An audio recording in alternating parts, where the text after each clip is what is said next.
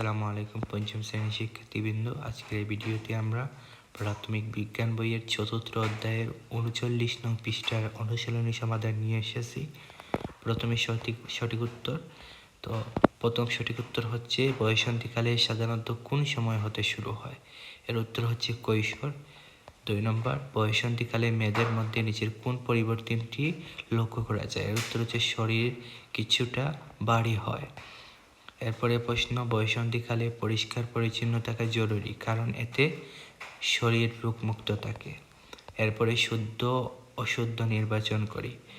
১ নম্বর, বয়ঃসন্ধিকালীন শারীরিক পরিবর্তন কোনো স্বাভাবিক পরিবর্তন নয়, এটি অশুদ্ধ।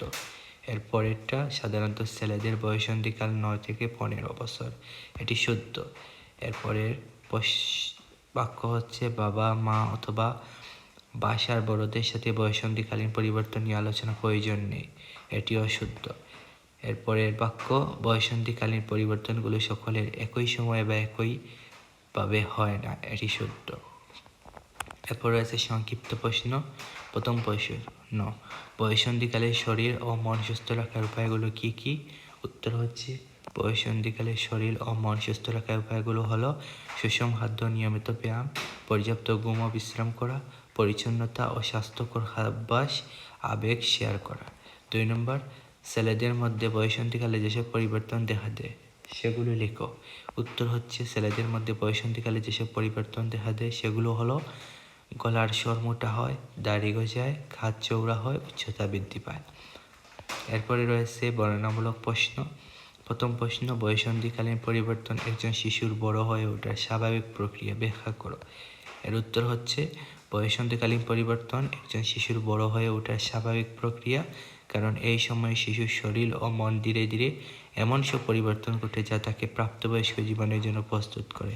এ সময় হরমোনের প্রবেশ, শরীরের উচ্চতা ও ওজন বাড়ে, কণ্ঠস্বর পরিবর্তন হয়, দেহে লোম গজায় এবং ছেলে ও মেয়েদের মধ্যে ভিন্ন ভিন্ন শারীরিক বৈশিষ্ট্য প্রকাশ পায়। পাশাপাশি মানসিক পরিবর্তনও ঘটে, নিজস্ব চিন্তা ভাবনা গড়ে ওঠে, আবেগের প্রকাশ বাড়ে এবং স্বাধীনভাবে সিদ্ধান্ত নেওয়ার ক্ষমতা তৈরি হয়।